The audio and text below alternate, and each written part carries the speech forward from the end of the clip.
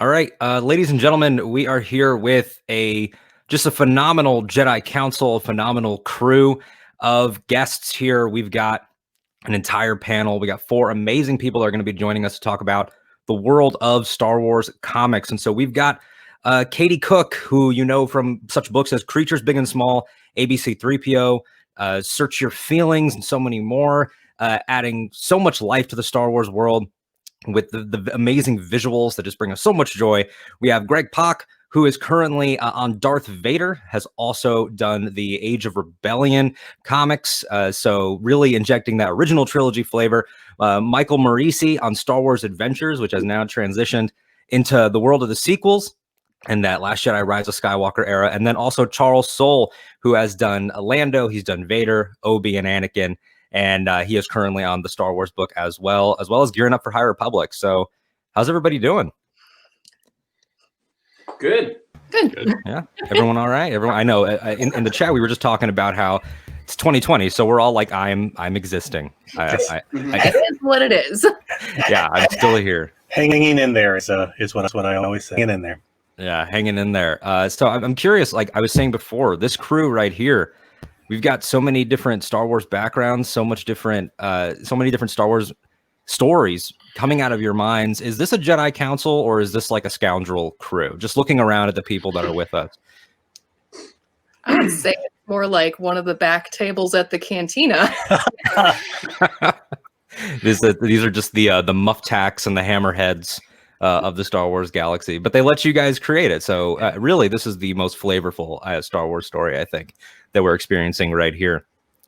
Star Wars, nothing but Star Wars. I agree.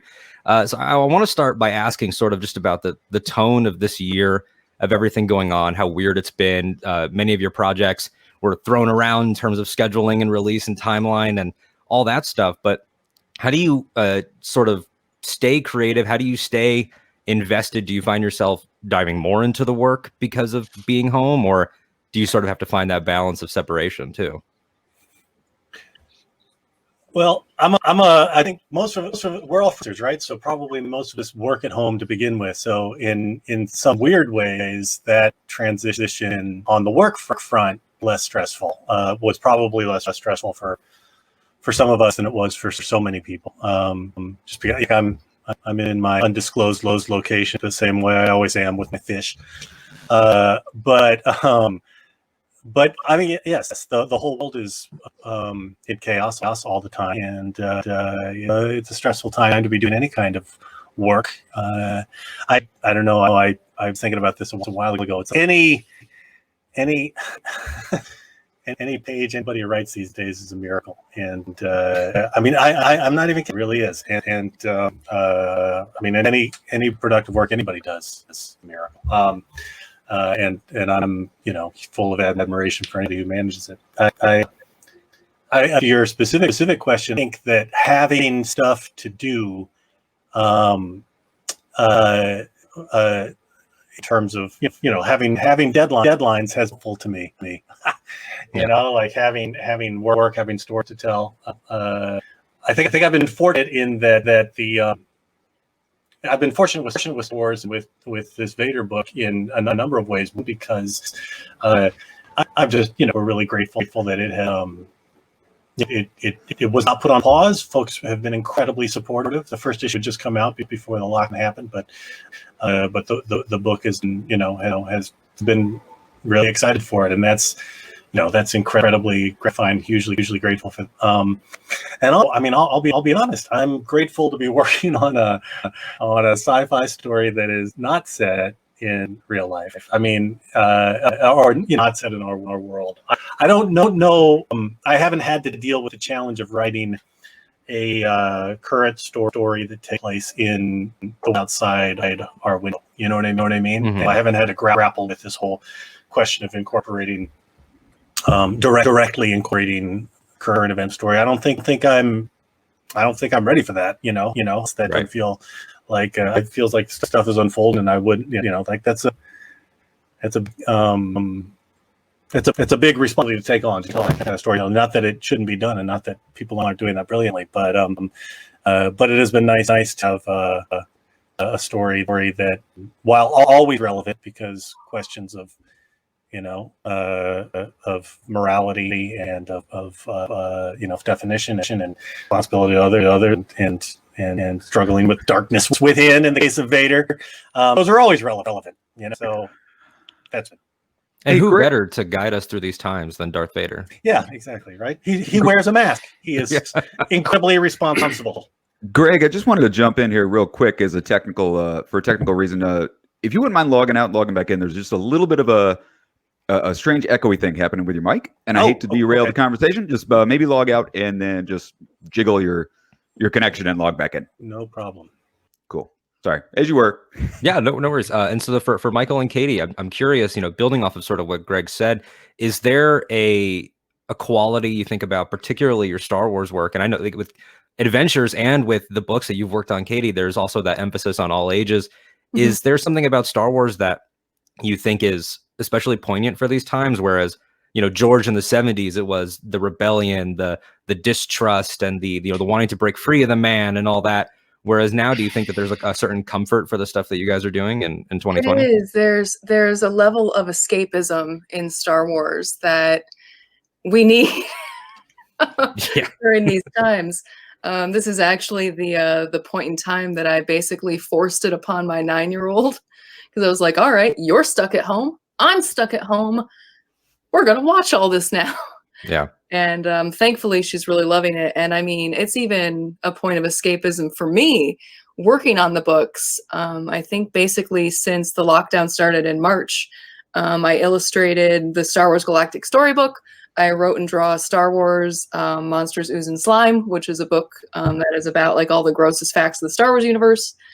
I did the Empire Strikes Back anthology project, and I have written 2 issues of Star Wars Adventures for IDW. So for me, it's like, thank goodness Star Wars exists, because I mean, I have my own project as well that I work on, but I have needed to escape to the galaxy far, far away every once in a while. So this has been great for me. And I know so many people that have started introducing their kids to Star Wars during this time when basically they don't have a choice. Yeah, absolutely. And what about for you, Michael, taking over Adventures right now, where you're also dealing with the newest characters, with the characters that kids are looking up to, from 2015 to now, where, in 10 years, they'll be saying, but it was the sequels that were really the best ones. You have Rey, you have Finn, Poe. What do those characters mean to you right now in a time where things do seem so uncertain, and where kids can really use, a Jedi like Rey, a hero like Finn?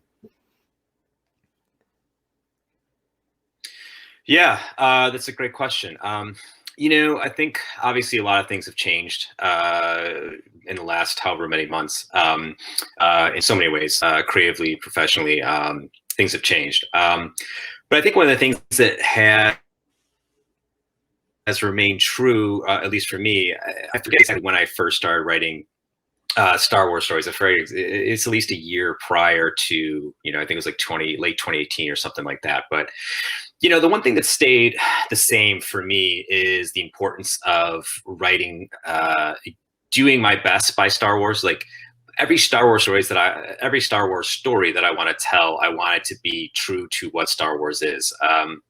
And I think that remains consistent from the prequels, the original trilogy sequels, to animated series, whatever. There's a certain heart and spirit that exists throughout all of Star Wars. And when you talk about the sequel characters, whom I adore, I think it remains consistent to that as well, and trying to maintain that level of heart and soul in Rey, in Finn, in Poe, in Rose, and in whomever, in BB-8.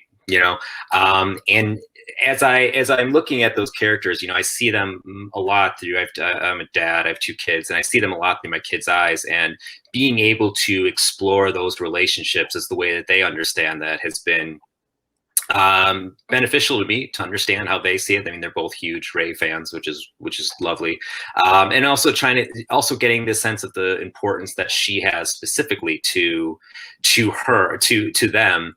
Has really shown me how, again, that Star Wars spirit transcends, different prequel, eras of the series itself, but also eras of our world, from my generation to their generation and beyond. And working in that context has been it's been nice. It's been meaningful to me, and it's been nice to stay focused on that and missed everything else. That's awesome. That's awesome. And we welcome back. Charles is here. Charles, I was just talking to everybody sort of about this year, about the characters, about sort of their mentality and what Star Wars can bring right now. You've tackled so many different corners, characters with so many different mentalities. I mean, I think that if you put Lando Calrissian and Vader and even Avar Kriss and upcoming Star Wars characters all in a room together, it might be very combustible. So I'm curious for everybody here, but starting with you, how is it, challenging, but also freeing to get into the heads of these characters, some of which you knew as a little boy? Is that intimidating for you? I think it would be just completely untrue to say that it's not hugely intimidating to write these characters, because they're Darth Vader is known around the world. Like, that icon, that silhouette, that character is maybe not every person on Earth knows who Darth Vader is, but a lot of them do. And they know his story, and it's very meaningful to people, as are the people in Darth Vader's orbit, whether it's Padme or Luke or Han or any of them. And so when you are given the opportunity to write stories about these people,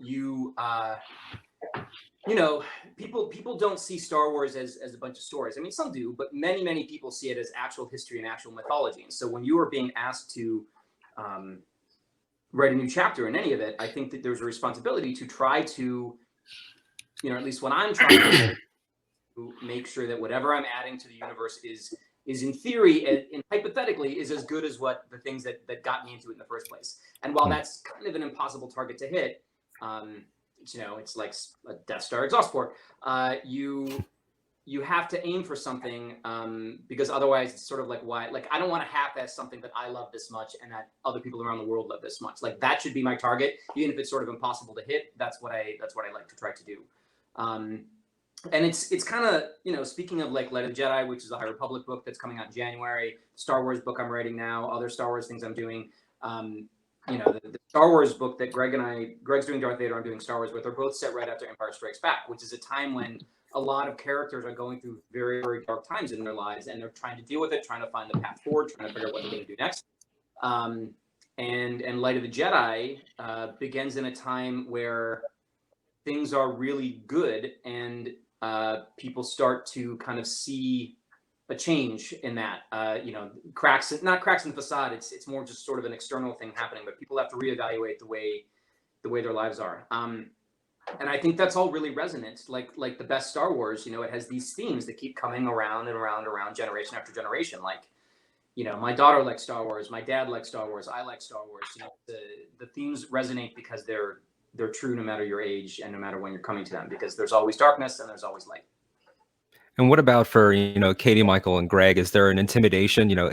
With Katie, you've got that other vantage point as well of illustrating these iconic designs that have been passed down from, your Joe Johnstons, and they get to your Doug Chang and everybody that has contributed visually to Star Wars, but also for Michael and Greg in writing, whoever wants to take it first. Is it sort of like always considering the whole, or do you really just have to sometimes push it out and say, this is my take?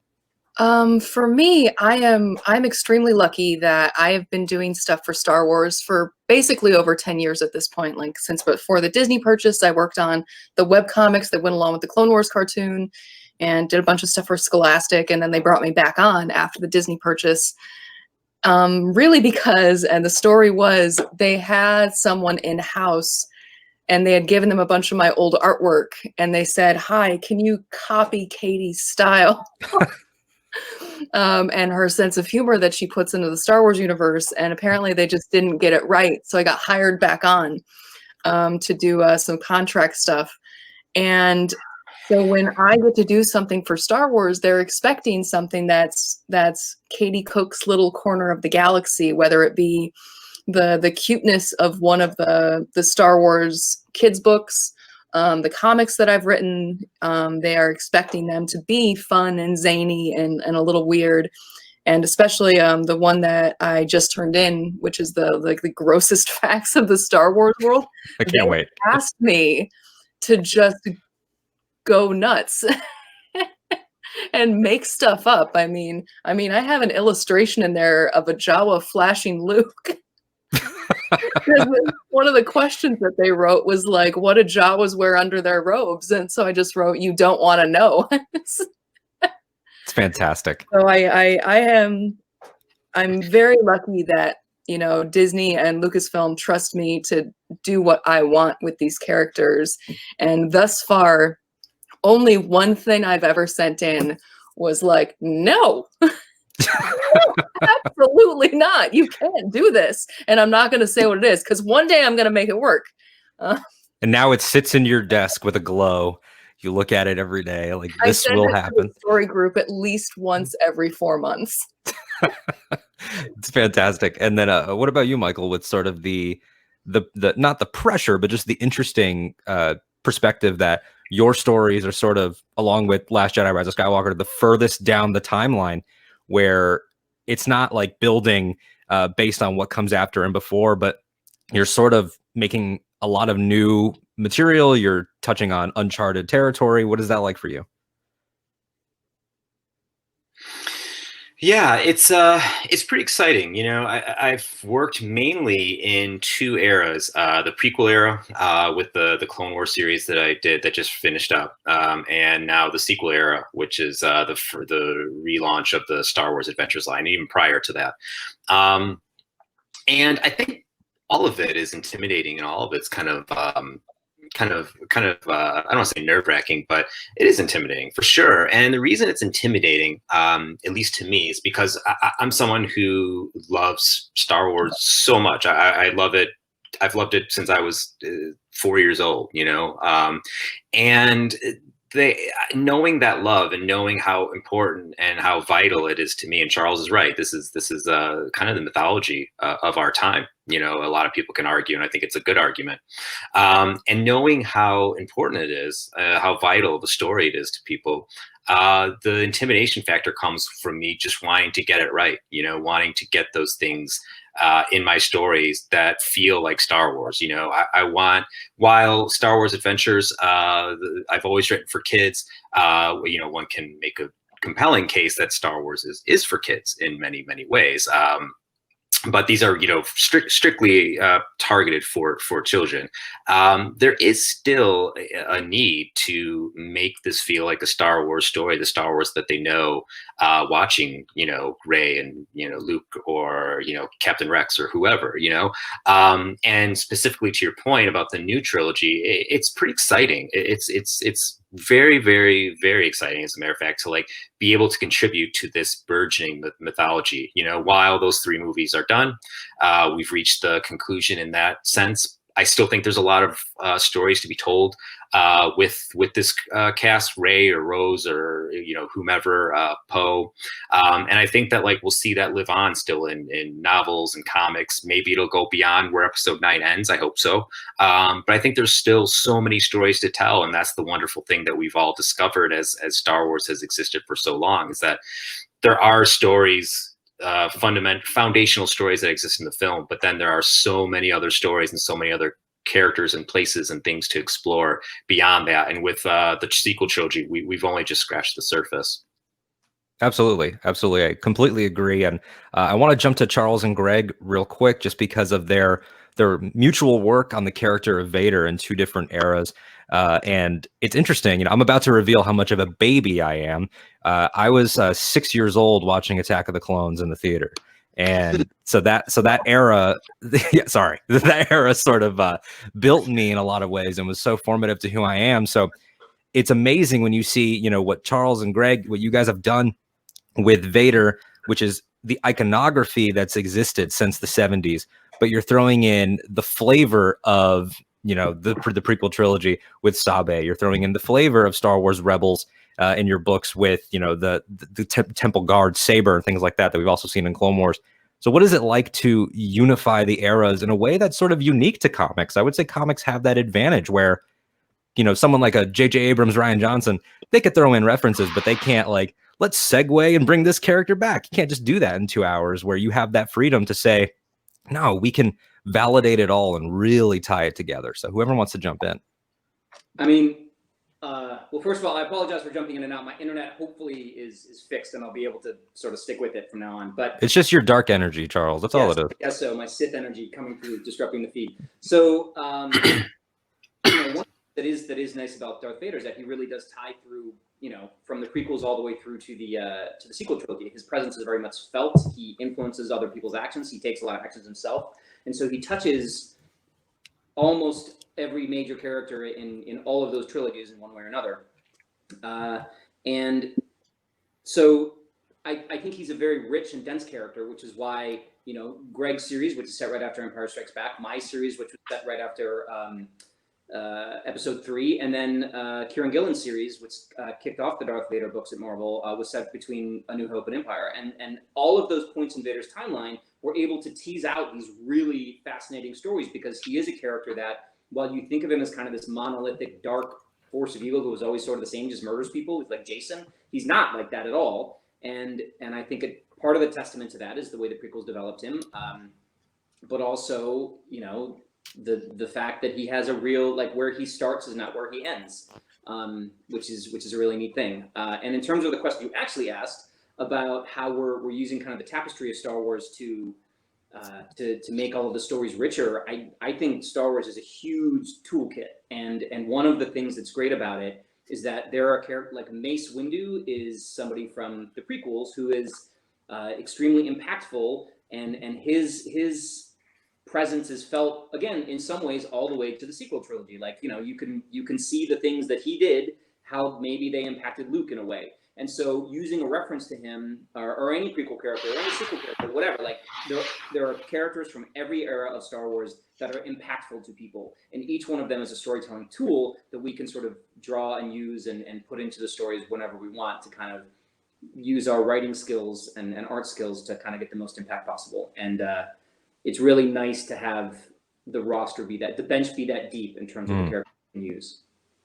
Absolutely. And what about for you, Greg? What do you think about sort of what you've brought in? I mean, every single time an issue of your Vader run comes out, you jump onto Twitter and it's just people weeping about, seeing how much soul and connectivity there's been from, Phantom Menace all the way down to what is an original trilogy era. But it's really become sort of a story of scars about him still dealing with things when he seems his coldest.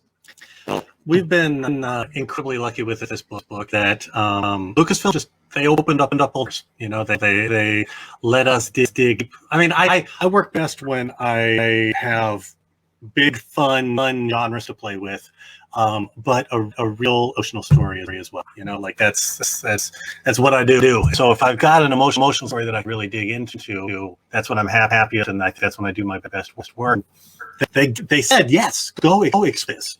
Like we look at the end of Empire, and I mean I'm Gen X, so I saw that movie in theaters when I was a kid, and all our minds were blown with the big revelation, and it's easy. Even decades later, only think of that moment from Luke's point, because it's such a huge moment. It's like your father, Darth Vader, and then Darth Vader invites you to join the dark side, and you say no, and you drop down to the big pits underneath, or that big chasm underneath Cloud Sea, instead of join your father. It's this enormous moment, and as a kid, you're watching it and you're identifying with Luke. I'm a little older now, and so it's kind of awesome to go back in there and think about that from Vader's point of view, and that moment is just as traumatizing for Vader as it is for Luke. And Vader goes through an incredible unseen journey from the end of Empire, when he's saying, "Join with me, my son. I sent force in you. Join with me. Together we'll overthrow the Emperor and we'll bring order to the galaxy. You, me, it's us." And then at the beginning of Return, he's back to calling the Emperor Master, and is just dutifully trying to bring Luke to the Emperor. But there's something that happens there, right? And we're given this enormous gift, and Lucasfilm gets the green light to explore that story from Vader's point of view, and that's the huge challenge. I mean, Vader was, for my generation, Vader was the movie villain. Yeah. Like hands down. No villain was more powerful, had a powerful. I mean, Charles talks about iconography and the imagery. That you know that silhouette of Vader, everything about Vader was movie villain, right? I think the character has been developed and fascinating over the years. You know, like the prequels. I was not I was a original trilogy kid. I was a prequels kid. And so in taking on, you know, when I started working on Star Wars, I had to go back and really watch those prequels again and again and think about them. And there's incredible work being done in developing Vader's character. You know. And some really, I mean, just even, and it's so they're really conscious, smart, aesthetically powerful decisions being made down to just like framing, you know what I mean, and paralleling moments with like there's I just the other day I was noticing this. There's when in Empire, when Luke confronts her, you know. In Cloud City, you know, Luke goes to find Vader finally, and he confronts them in the chamber where Han was carbonized. And the framing, Vader standing up on this platform is kind of looking up towards him. It's the same angle as the framing at the end of Revenge of the Sith, when you know, the famous "I have the high ground." It's the same framing, you know, only it's Obi-Wan up above, where Vader is later, and Luke in Anakin's spot. You know, like those kinds of choices. I mean, maybe that's coincidence, but it feels intentional, you know, and it feels like there are all of these parallels going throughout between the arcs of these different characters, and seeing the way they make choices in different moments. And it's just, I mean, it's just, so having a chance to dig into that, play with all that, and to kind of look at this whole scope and draw those threads, you know. I mean, there's tons of stuff, and we've had this amazing opportunity in the Vader book to dig deep into that and really explore Vader's inner light, which.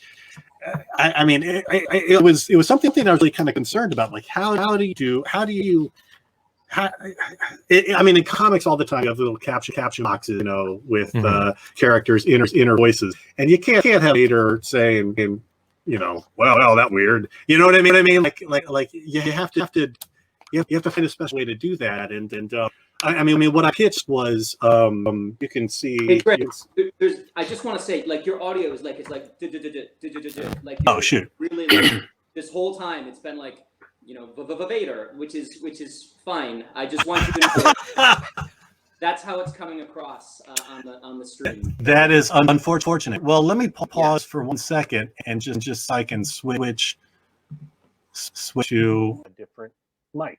How's that? Does that work better? Oh my God! It does. It works. Well, I blame the fancy mic. I wish I had said something 5 minutes ago. That's all right. Okay. It was, you know, We wouldn't have got the person in the comments saying he sounds like Max Headroom. You were Yeah. you were just on such a roll that we were piecing it together. But the soul of the answers were still there. But please continue. But no, I was just going to say that it presents really cool challenges, and I wanted to. This kind of links back to your original question of, like, are you intimidated taking on these kinds of jobs? And I mean, yes, obviously, but no, because you can't be. You know, like, if you want to do the job right, you can't write out of fear. You know, you have to write out of joy and out of excitement and hope. You know what I mean? Like, you have to bring you have to believe that you were hired for a reason, and trust that your voice matters, and bring bring what you got, bring your best, you know. So that's what that's what I try to do every time. And so I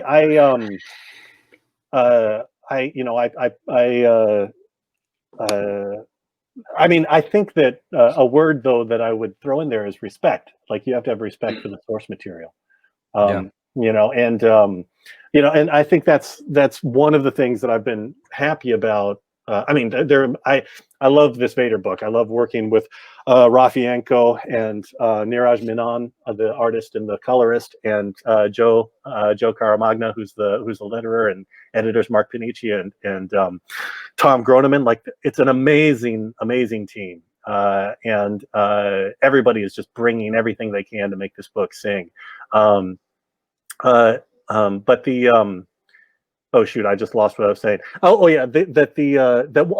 Respect. One of the things that I love about this book is that we've been able to dig into the prequels and find those, we have given those moments in the prequels the respect they earned and deserve. I think, you know what I mean? And we're not, and it's been incredibly gratifying seeing fan response to that too. I mean, folks have really dug deep with us. They love, like we brought back the Handmaidens and Sabe, and because all that material, just like Charles said, that material is so rich. There's so many threads just waiting. And, with any kind of licensed material, the fear is that you won't be able to write a story that matters, right? That the stories that matter are being saved for the movies or for something else, right? But this material is so deep, and I feel like the folks at Lucasfilm care so much, and they want every story to matter, and so they've opened these doors for us.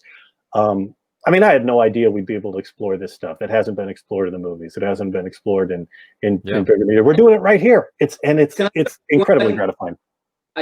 Because I think that, one of the things, just to speak to what you're saying, is that Star Wars is so deep and rich that, like, it can be approached from many different angles. So the way that Katie's approaching it with her books is not the way that Michael's approaching it with Star Wars Adventures, the way that you and I are doing with or even like, the Mandalorian, right? Like there's, it's myth. Like I said before, I feel like it's mythology and it's history, and it's just like Greek myths, Erroneous. You can tell those stories in many different ways to hit many different audiences and connect with people in many different ways. And it's fantastic. It is modern myth, whatever you want to say, and it's really a privilege to be able to make new parts of it, I think.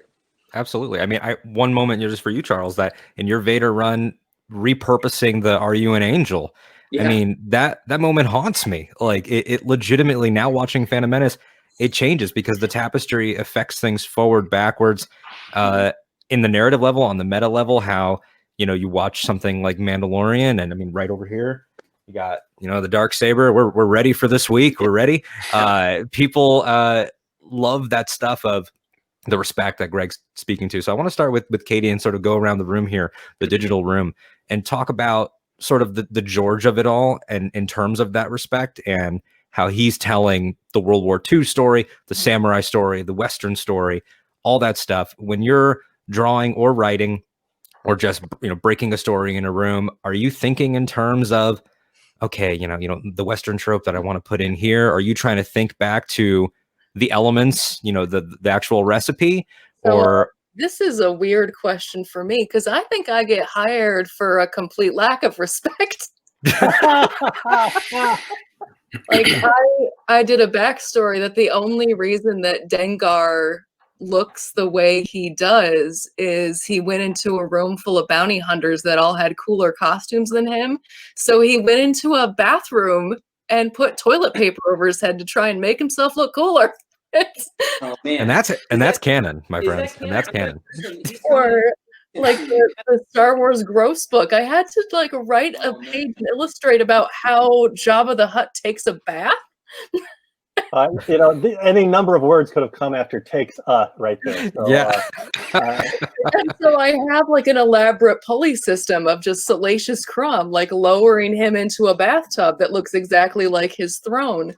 So I'm just having fun with what I've got, and I try and use the source material so it's heavily referenced and true to the heart of the fun part of Star Wars. Mm-hmm.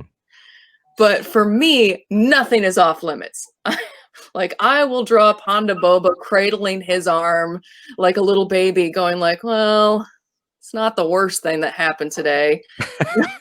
But the funny thing, Katie, though, is that is respect, because that is respect. Because Star Wars is goofy. You know what I mean? It's like, they named the people who look like squid the Mon Calamari. You know what I mean? Like that's ludicrous. And I have Akbar in the book eating sushi with another Mon Calamari. Like, what are you doing?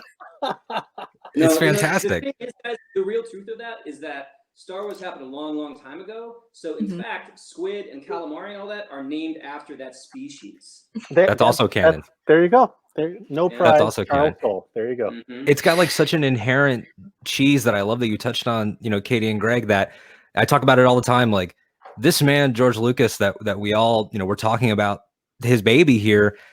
He had Darth Maul's brother and they were like, what do we call him, George? He said, I don't know, Savage. We'll say Savage. Yeah. So Michael, let have you jump in here, sort of for that same sort of realm of, how much of it is I have to do the Western, I have to do the journey, I have to be the Campbellian, but also like this is kind of dorky.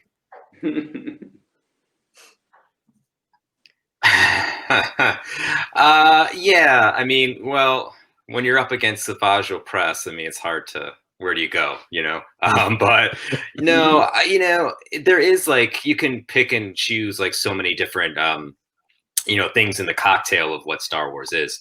But ultimately, especially for writing for the audience that I do for younger readers, my target is to keep it simple, is to do the things that Star Wars does best, which is to instruct us of important lessons of, how to be a good friend, how to be a good citizen, how to be a good ally, how to convey important, simple lessons that thankfully the Star Wars canvas and the characters and the conflicts are able to convey so well.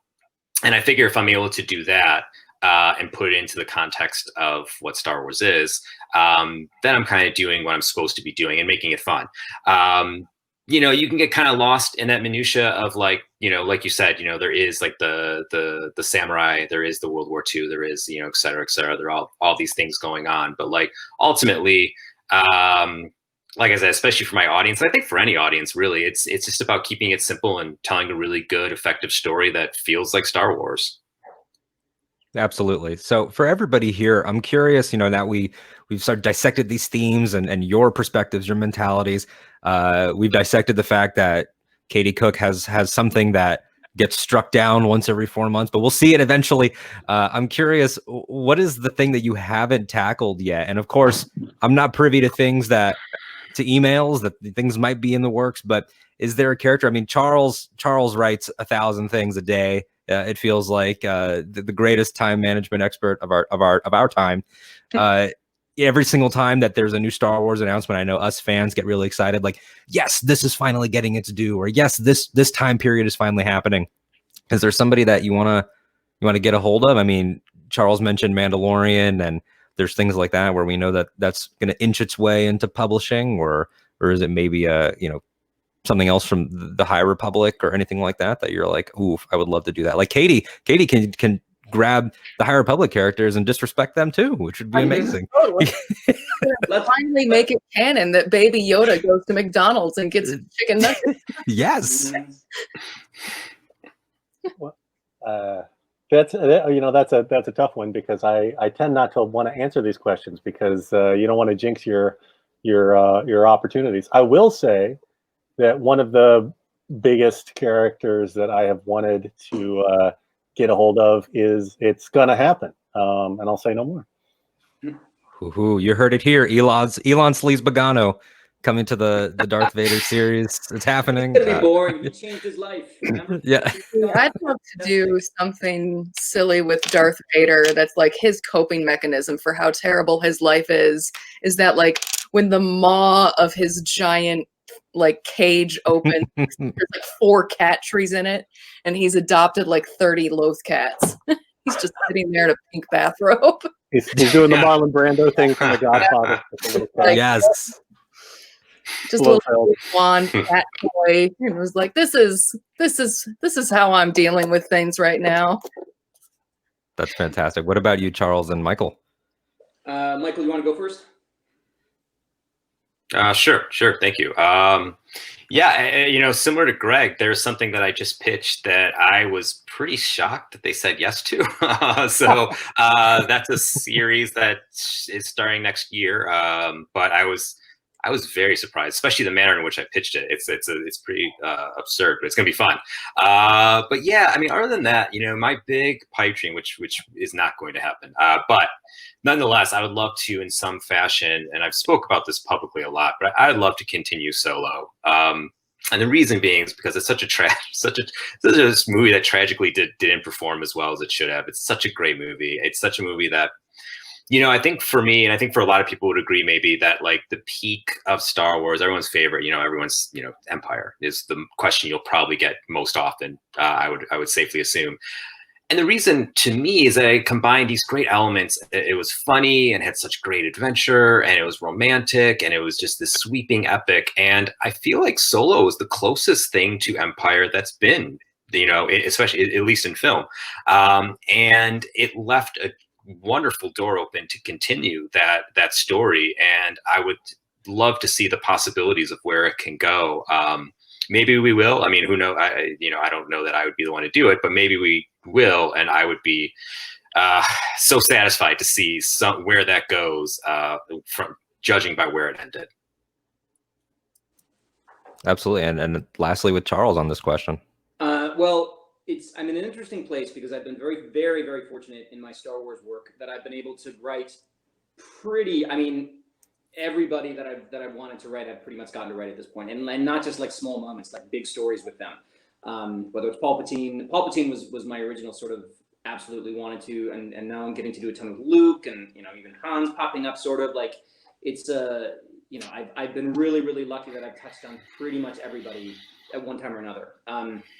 So the way I would sort of think about it now is how fortunate I feel to be working in the High Republic, which is this era that is specifically designed to build a lot of new characters that hopefully will be connected to in the same way that the existing set of characters have been. So for me, like, you know, and my co-authors in the High Republic, Justina Ireland, Claudia Gray, Daniel Jose Older, and Kevin Scott, you know, we're all trying to build this new section of Star Wars. It's set about 200 years before The Phantom Menace, for people who don't know. And it starts in January 5th with my novel, Light of the Jedi. But it feels very different because we're trying to take everything we love about Star Wars, but also make it fresh and new and different with new characters you don't know. I mean, some might be connected to people you've seen before, or there might be some, you know, 200 years in a galaxy where some creatures live 1,000, some beings live 1,000 years or more. You know, you can have some people pop up, but it's just it's very invigorating to be trying to take Star Wars, break it apart, rebuild it, reconfigure it for kind of a new generation. And you can drop in all kinds of things there's been concept art that's been released of how the lightsabers are different. Mm-hmm.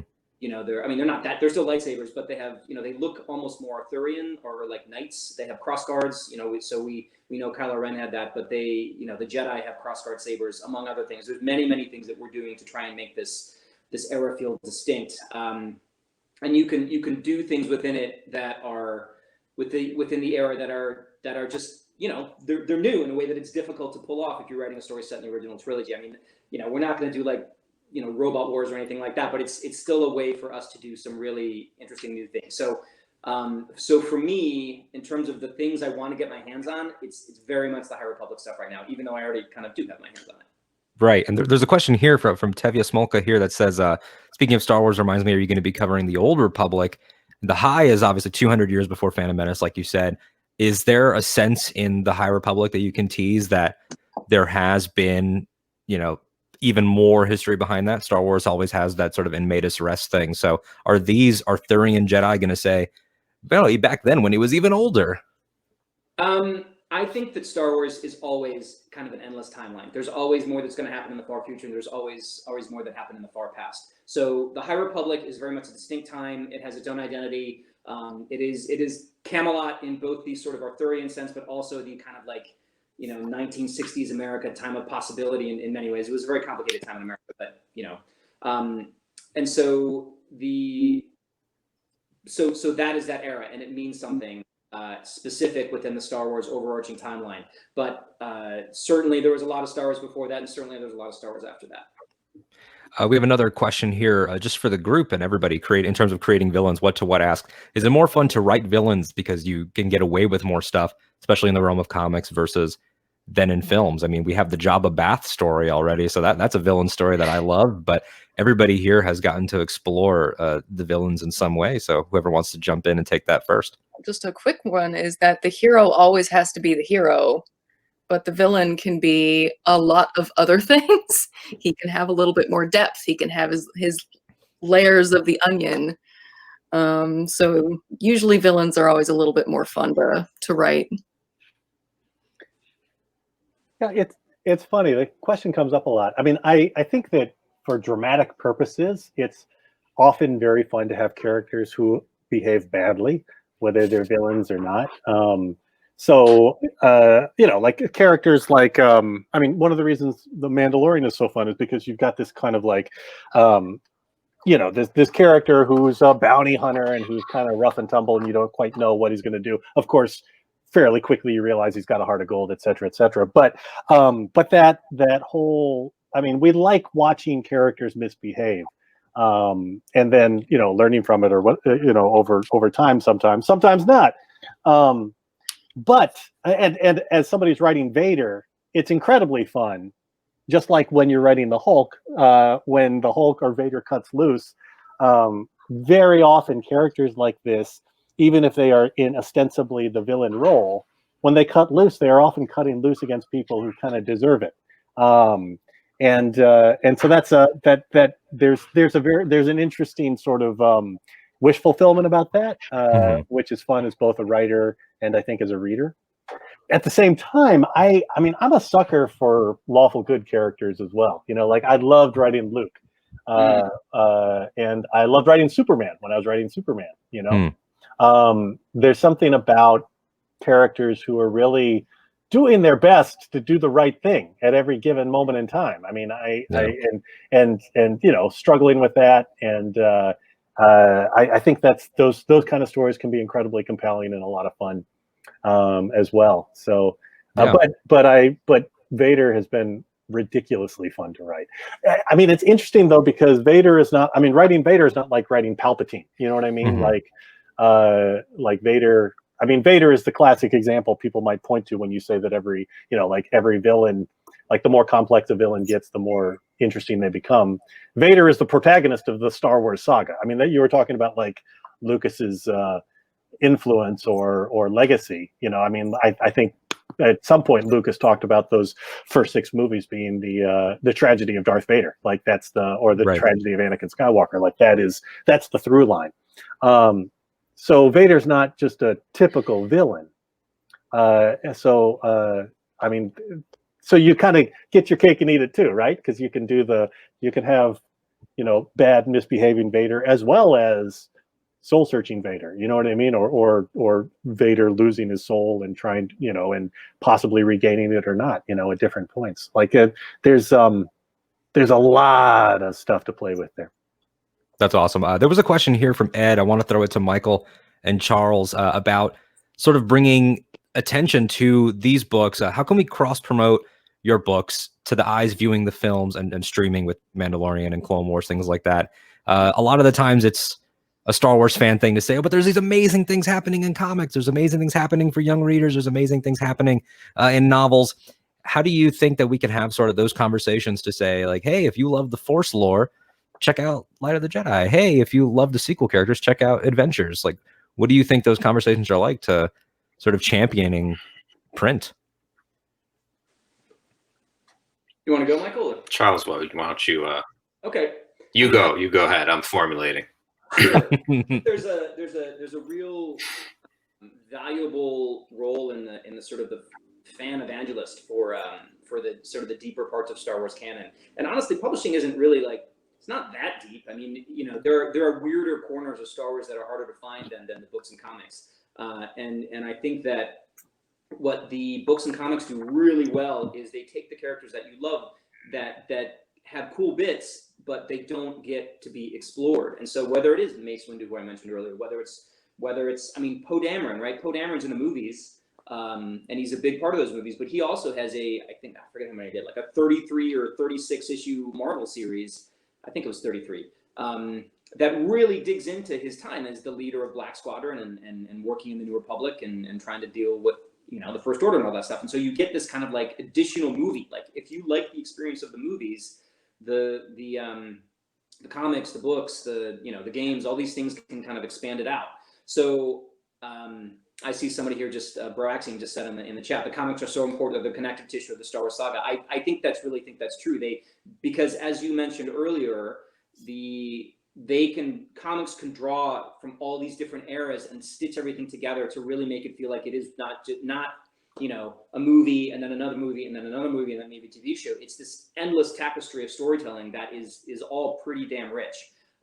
So how do you get people to check those things out? I think people who find it just need to tell other Star Wars fans. And you're not going to get everybody on board or involved, but like if you find something you love, whether it's Greg's Vader book or Katie's stories or Michael's or any of our work, and you know your friends like Star Wars, but they aren't reading it, you just sort of put it out there. You can use Twitter, you can use whatever, something you love, try to tell other people that you love it. That's the main thing. Yeah. I mean, that's a great answer. And I think another thing to point out is that like you can do it with, I think, easily removing the intimidation factor, which often comes with comics or any tie-in materials. I've never written a Star Wars comic, nor have I ever read a Star Wars comic or book for that matter, where I felt lost. I've read everyone on this panel. I've read everyone's work, and I've never felt intimidated or lost by what I was reading, or felt that I needed to know a whole lot more before I was able to get what was going on. And I think that's something that we're all very important about, and Lucasfilm is very important to them as well. Is that maintaining that like their accessibility. You can read this stuff, you can read any of the novels, and I don't feel like there's a tremendous gateway to like if you picked up whatever Batman in the middle of a run. It's a very different very, very different stuff. So I think that like demystifying it and saying like, hey, you can pick up a trade of one of these books. It should be the first in the volume, it should be the first volume, don't start at 3, but like you could pick it up, and I think you can hit the ground running and understand very clearly what's going on and get a tremendous amount of value of the Star Wars mythology from it. Absolutely. It's wonderful answers. And again, it's so important for everybody watching to champion these things, like Baraxian said, the connective tissue, those moments where suddenly everything clicks. I mean, I hope that Michael, you get to tackle, the Solo realm, because that was the first instance of film sort of saying all of this matters. And animated series fans lost it when Maul popped up. And that type of stuff happens all the time in comics. We got to wind down here in just a second, but I want to ask you guys to go around the room. George always says, this is for 12-year-olds. This is, the choices. It's those original things. If we can get 12-year-old Katie, 12-year-old Michael, 12-year-old Greg, and 12-year-old Charles on the line and ask, and tell them, that you would be creating Star Wars, what do you think that they would say? And do you think that you would have sort of fulfilled their wishes? For like what Katie at 12 had said, you better draw this, and that's my dream. How do you think that conversation would go? The only thing I've ever said to anybody since I was 6 years old when they say, what do you want to be when you grow up, is I say, I want to be a cartoonist.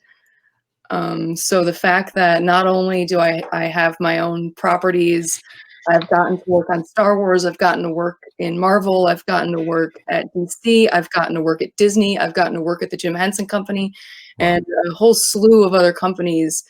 So, like 6-year-old Katie is living her dream. It's so I'm very fortunate and very lucky that this is my job. It's amazing. Whoever wants to jump in, Greg. Yeah, I've wanted to be a writer since I was about 9 or 10. Ray Bradbury was my big hero. I remember finding out that Ray Bradbury was born on August 22nd, and I was born on August 23rd. Many years separated us, but I was like, oh, I wonder if that means something. I mean, so I think 12-year-old me would be thrilled to see what I'm doing. 12-year-old me would probably be a bit of a snob, though. 12-year-old me was like, well, why haven't you written any more novels? You've only written one novel. You've written 500 comics. That's great, but why not more novels? No, I mean, it is funny. there is something funny about, years later, I am immersed in the stuff that I loved when I was a kid. I mean, that is a weird situation to be in, but I think the kind of beautiful thing, though, is that, as I've gotten older, there are different aspects of the stories that resonate with me at different times. I remember somebody saying that, talking about great literature, and that when you're a kid, you can read Moby Dick and it's just an adventure story. Later on, you read it and it's a totally different story. Like every story can resonate. Every good story can resonate on multiple levels, and so it's been it's kind of awesome that to have that experience. So yeah, I hope I'm not. I think 12-year-old me was probably more of probably a little bit more of a continuity snob than I am now. So so he probably has. There's a lot less continuity when you were 12 than there is. Yes, that is easier true. to be one. He probably has some notes for me, which I would take under advisement and then proceed. The 12-year-old development executive. Yes, exactly. And then for Charles and Michael.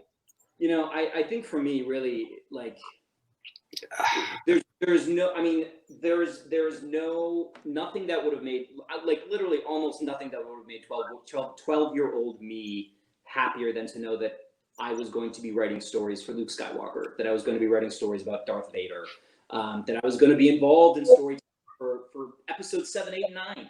Like, I mean, ancillary, but nevertheless, and like I would. Because at that time, episodes 7, 8, and 9 were like just this rumored thing, and I don't know, like 12-year-old me would have lost his shit. Just to be, that's what would have happened. I mean, you wrote the son of Han and Leia. Like that's like. Yeah, he would not have recovered for a long, long time if you told him that this was going to be happening. Would he have written critical letters to the editor, though, Charles? Would he have had issues? I think he mostly would have been frustrated at how long it was going to take for that to happen. Like how much of a gap there would be between 12-year-old Charles and when those was going to happen. But I don't know. This is the best. This is just working in Star Wars is and remains just the best thing. I love it. Well, guys, I hate to do this. I swear I blinked and the hour was gone. That's how amazing this panel has been, guys. The chat room, my apologies. We tried to get to as many questions as we could, but this was just an absolute delight. And Alden, can't thank you enough for coming on, hosting this amazing panel. This was an absolute blast. I'm curious, Greg, if something fell in the background. I heard this shattering sound. Oh, yeah, it was a little bowl with almonds in it because almond bowl. I'm eating healthy. Every day. Good man. Carbo load. Carbo load whenever doing these virtual panels. It's always a good thing. Thank you all so much. Thank you, Chuck, and thank you to everybody, Katie, Charles, Greg, Michael, for giving me hope in these times, for adding to the thing that I love the most, for giving that to kids, and for destroying my paycheck. Thank you for that as well. And thanks again to everybody who's watching and everybody who's buying the books. Seriously, you are literally the best in this unbelievable time. I mean, the support is incredibly appreciated, and we love you. And the stores need you right now. Yeah, without a doubt. So head on over to your local comic book shop, pick up all these amazing Star Wars books. All of them are just as good, if not better than the last. So we're gonna take about a 60-second break here before we bring on our next guest, Mr. John Campea. So thanks a lot, guys. We'll be back here in just a second.